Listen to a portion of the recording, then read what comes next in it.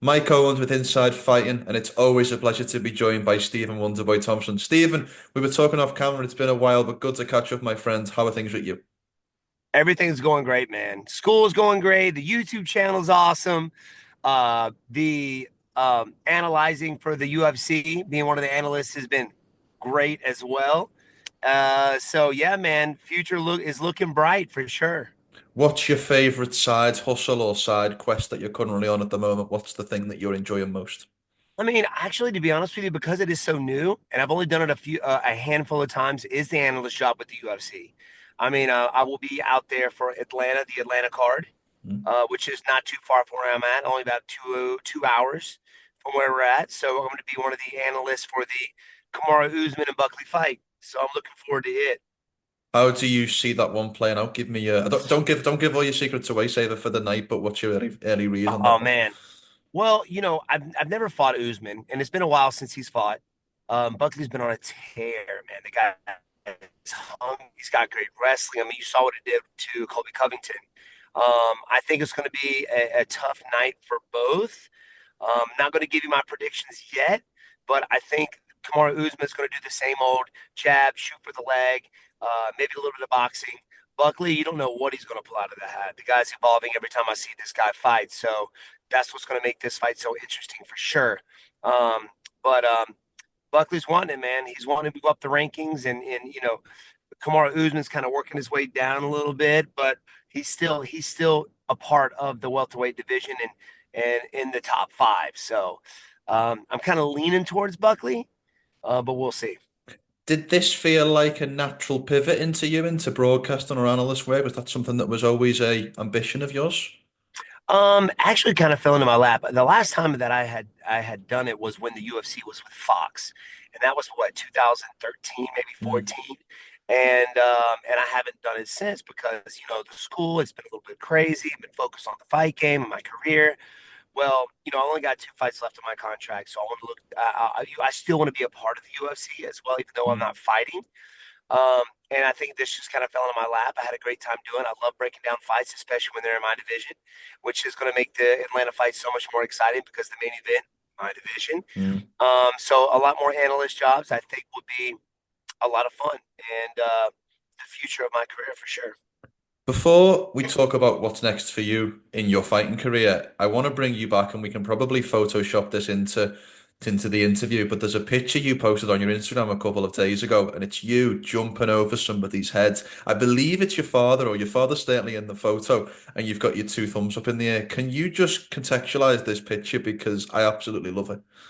Yeah, everybody says it's Photoshop, but no. Before my knee surgeries, I had hops, man. I could jump. I could die. I used to go to elementary schools and line. Of course, I think about this now, and it was kind of stupid. But I would line like, you know, 8 kids up, and I would jump and flip over all the kids' heads. They would Wow. like flip out and go crazy. And um, yeah. So we decided to take this picture. One of my dad's buddies. He's kind of like my second dad, Mr. Birch.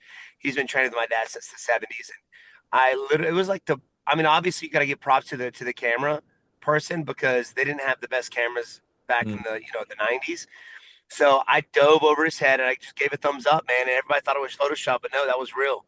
I mean, I could die. The highest I've ever jumped, I think I ever dove over was, I think like seven. No, it was like 6'5" or 6'4" maybe. Wow.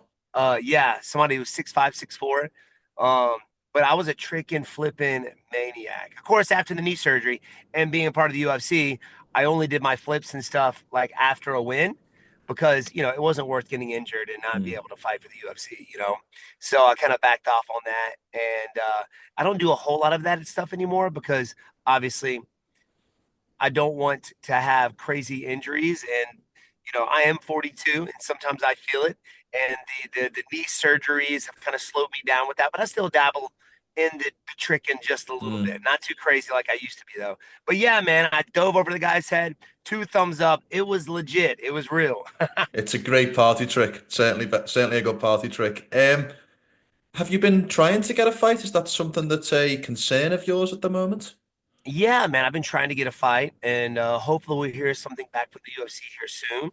Like I said, I got 2 fights left on my contract. Depending on how my first one goes, will determine whether or not. I mean, the UFC, especially where at the age that I'm at, they're wanting to promote these hungry, young, up and coming guys, which is understandable. I mean, if the UFC is a billion-dollar business.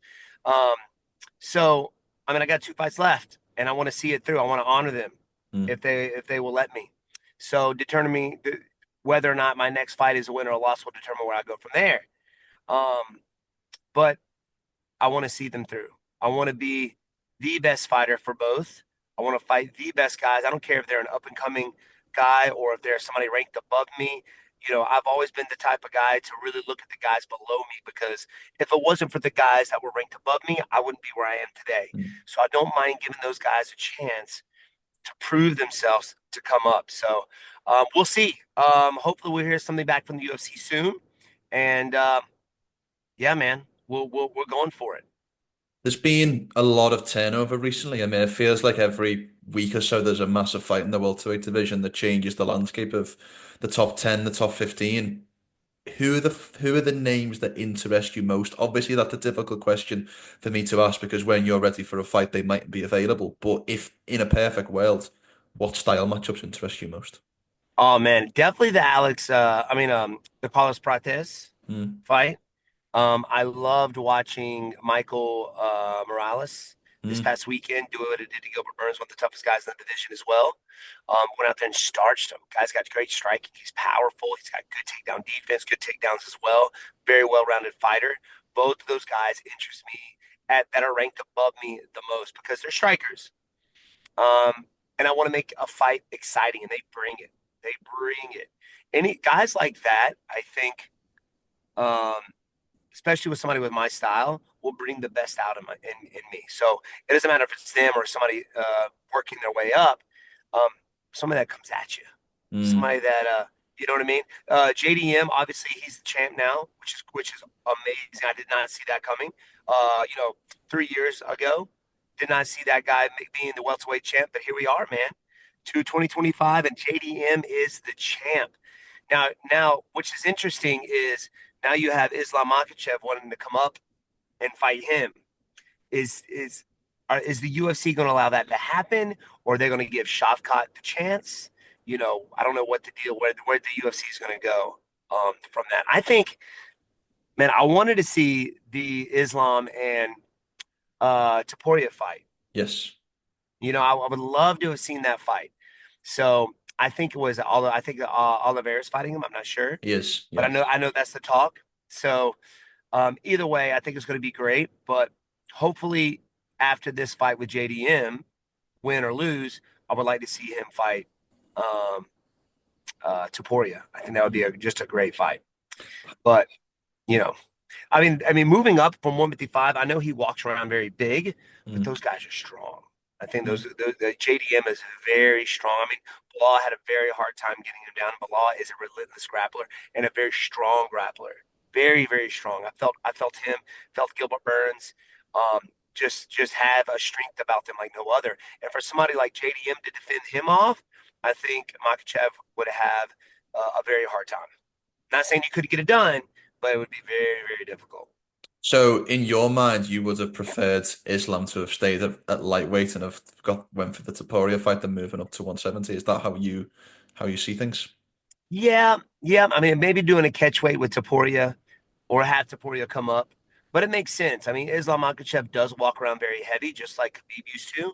So it wouldn't be that. I think he wouldn't even have to cut. So I think we would get a better Islam Makhachev in that 170 fight Mm. because he's not having to kill himself to get down to 155. Um, so I think it would be a very interesting fight for sure. Stephen, I was asking you your opinion of Islam Makhachev's move up to 170 and if you'd favour him in a matchup with Jack Della Maddalena. Actually, I would have JDM. I would favor JDM just because he's the bigger opponent. He's a very strong, great boxer, and he's got great takedown defense. This guy is ridiculously strong. To be able to go the rounds that he did with Bilal Muhammad, who is a relentless wrestler and a very strong opponent, me being, experiencing that in the octagon as well. I actually favor JDM in that fight.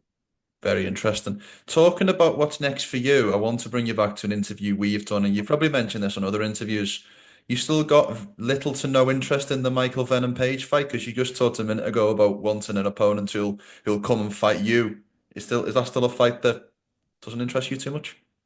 No, not really. I mean, I think he wants to stay because we're managed by the same management company. I think Mm, he's staying at 185. But that's the thing. Me and him both thrive off of guys that come at us, mm, that really come yes. forward. And we're both counter strikers. We both blitz in and blitz out. So we know each other's style fairly well. So that just doesn't really interest me. Somebody like a Prates or you know, um, a Michael Morales fight, somebody like that. I think somebody that really brings it. There's some guys in the lower ranking divisions as well that really come at you as well, but somebody that's kind of try to stalk you down. You know what I'm saying? Mm, That's how their style is. And with Michael Ben and Page, we're very similar, and it could be a very boring fight, which is something we don't want for the fans or the UFC. We don't want to hype it up, and then everybody's like, "Bro, that was the most boring fight ever." Like, come mm, on, you know. It will remind me of the second time I fought Tyron Woodley. Like we mm, knew each other going into that second fight, right? mm. And we both I waited on him to come to me. He was waiting on me to come to him. And it was literally that year, one of the most boring fights. I remember people talking about it. Mm. And there was so much booing going on. I'm like, no, this is the last thing I want. Stephen, I was asking you about kickboxing or karate as a base for an MMA skill set. Yeah, I think it's a very good style, definitely to learn, but you have to learn it early. A lot of pro MMA guys are realizing that now, but then it's too late. Like MVP and myself and like Leo Tomachita, like we understand, and this is something that we've been doing at a very young age, is that that distance management, the timing is there. But when it comes to MMA, you're learning, you have to learn at a fast pace. You're learning three disciplines all at the same time, which is why people kind of lean a little bit more towards the Muay Thai, right? It's a Mm, little bit grittier. Um, I would say it's easier to learn but harder to master, mm, right? Um, but at the same time, with the karate style, I think it's very underrated. And people have a very hard time learning. I mean, you're getting a lot of point fighters now going towards more of the full contact game, and people don't know how to deal with it. It's mm. such a different different style and very hard to prepare for because there's not a lot of them out there. Yeah. Not a lot of full contact karate guys out there who really know what they're doing. So I think it's great, but you have to start early. You got to Mm, start early, and it takes a little bit longer to develop and master. I think as well, mm, um, because there's so many details in the karate style that takes time and a lot of experience to be able to put to use. Right, the mm, wide stance. It takes a long time to develop the legs. When in Muay Thai, you got your legs underneath you. I mean, the movement is a little bit different than the karate style as well. But in karate style, it relies a lot on your leg stamina because mm. that's what the first thing people say to me. Oh man, I'm trying to do your style, but my legs are done within 2 minutes. I'm like, it takes a long time. I want to be. I can stay in my fighting stance for days, Mm. right? Um, and I need to have that stamina, keep that wide stance to be able to implement my movement out there in the fight. But most people aren't willing to put in the effort that it takes to be able to do that in that Yeah. stance. If you know what I'm Yeah. saying. 100%. 100%.